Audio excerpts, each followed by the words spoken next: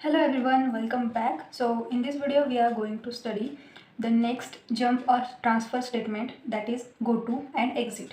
Okay, so let's see one by one.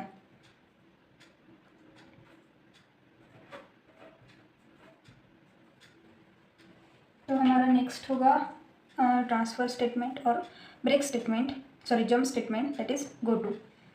So go to basically used to transfer the program control from one location to the another location. Okay,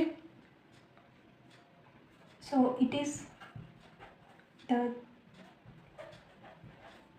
jump or transfer statement used to transfer the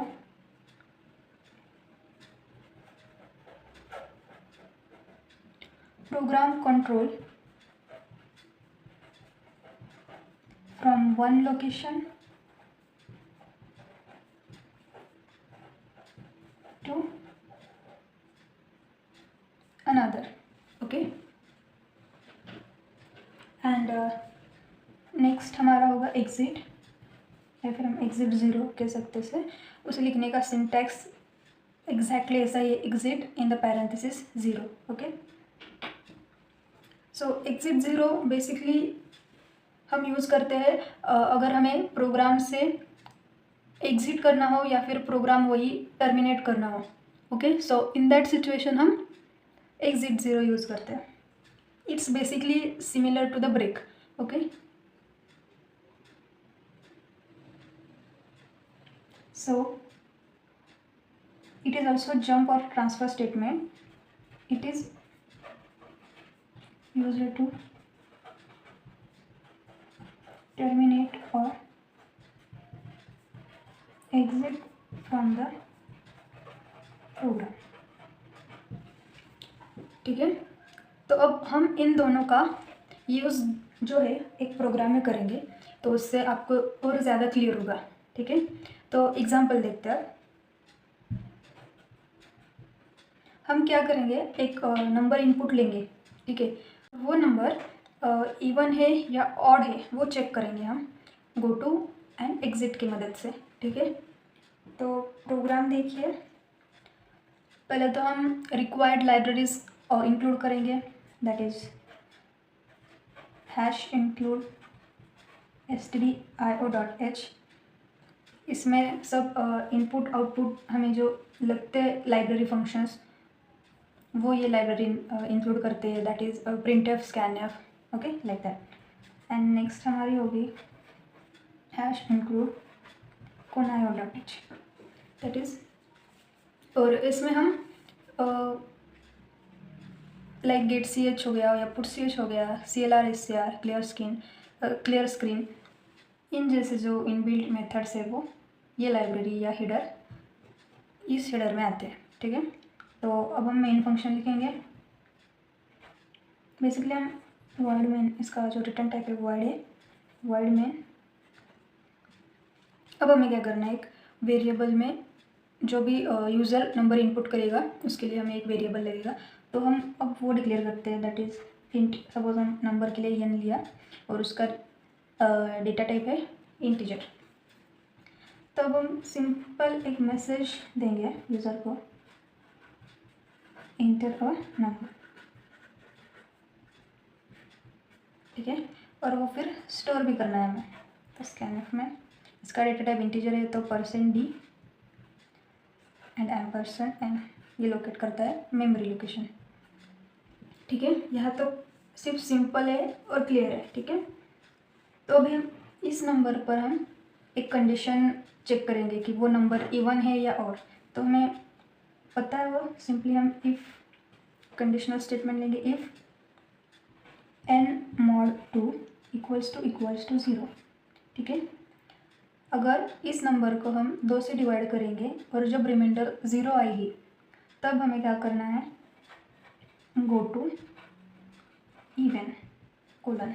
इसका syntax अच्छे से देख लीजिए, ये go to तो keyword है और even हम इसका आगे यूज़ करेंगे. ठीक है, तो गो टू इवन.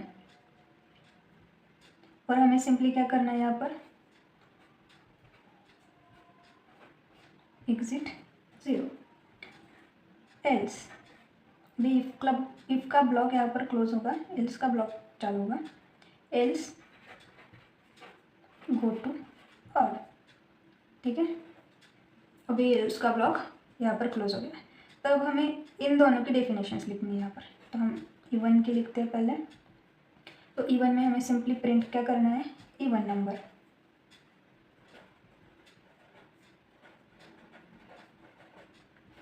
ओके। और ऑड की डेफिनेशन में एक्चुअली एग्जिट 0, सॉरी यहाँ पर नहीं आएगा, एग्जिट 0 यहाँ पर आएगा, ठीक है। ये प्रिंट करने के बाद एग्जिट होगा, ठीक है। और फिर हम ऑड के लिए लिखेंगे सिंपली प्रिंटेड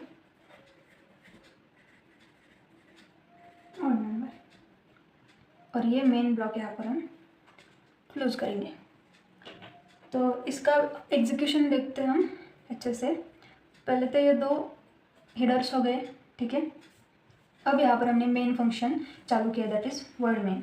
अब हमें क्या करना है, एक नंबर यूज़र से लेना है, तो वो नंबर स्टोर करने के लिए हमें एक वेरिएबल लगेगा, ठीक है। और वो नंबर किस डेटा टाइप का होगा, इंटीजर, और ये n नाम का हमने वेरिएबल ले लिया, ठीक है। और सिंपली एक मैसेज क्या दिया है कि एंटर अ नंबर, जो कि आपका आउटपुट के स्क्रीन पर शो होगा। तो आउटपुट कैसा होगा आपका, एंटर अ नंबर, ठीक है। तो अब हम कौन सा भी नंबर सपोज एंटर करते हैं, सपोज हमने 2 एंटर किया, ठीक है। तो अब 2 जो यहाँ पर हमने इनपुट दिया है, वो अब क्या होगा, मेमोरी लोकेशन पर स्टोर होगा n नाम के वेरिएबल में, ठीक है। तो यहाँ पर एक कंडीशन दी है हमने, if n mod 2 equals to 0, इसका मतलब क्या होगा, n में अब क्या वैल्यू है, 2, राइट। अगर 2 को हमने डिवाइड किया 2 से और रिमाइंडर अगर 0 आई, तो ये इफ़ के ब्लॉक में जाएगा, राइट। तो इफ़ के ब्लॉक में क्या है, गो टू इवन, और इवन कहाँ लिखा है, यहाँ पर। तो ये इसका कंट्रोल सीधा कहाँ पे आ गया, इस इवन पर। तो गो टू का यहाँ पर क्या मैंने डिस्क्रिप्शन दिया है कि used to transfer the program control from one location to another, okay. So simple है, यहाँ पर हमने गो टू इवन कहा, तो प्रोग्राम का कंट्रोल सीधे वो यहाँ पर सर्च करेगा इवन का है, और यहाँ पर आ गया। आप यहाँ पर इवन ही लिखो, ऐसा कुछ नहीं है, आप कुछ भी लिख सकते हैं, ठीक है। तो इवन में आ गया, तो प्रिंटफ में क्या है यहाँ पर, इवन नंबर। तो आउटपुट प्रिंटफ है फंक्शन, राइट। तो आउटपुट पर क्या आएगा, इवन नंबर लिख करेगा। और उसके बाद का स्टेटमेंट क्या है, एग्जिट 0, यानी कि क्या होगा, आपका प्रोग्राम का कंट्रोल बाहर चला जाएगा इस मेन से, या फिर प्रोग्राम पूरा का पूरा टर्मिनेट हो जाएगा, ठीक है। अब इसका अल्टरनेट हम सपोज यहाँ पर 7 अगर हमने इनपुट दिया, राइट, तो यहाँ पर n की जगह क्या स्टोर होगा, 7। अब 7 mod 2 रिमाइंडर 0 आती है क्या, नहीं, वहाँ पर रिमाइंडर कितनी आएगी, 1 आएगी। तो इफ़ के ब्लॉक में प्रोग्राम का कंट्रोल नहीं जाएगा, वो कहाँ जाएगा, एल्स के ब्लॉक में। अब एल्स में क्या है, गो टू ऑड, तो वो प्रोग्राम में ऑड सर्च करेगा, तो यहाँ, तो फिर इस ऑड के ब्लॉक में जाएगा और प्रिंट ऑफ ऑड नंबर। तो इवन नंबर की जगह यहाँ पर क्या लिख के आएगा, ऑड नंबर, ठीक है। I hope you understand. अब हम इसे प्रैक्टिकली देखते हैं अच्छे से कि एग्जीक्यूट होगा या नहीं होगा, ठीक है।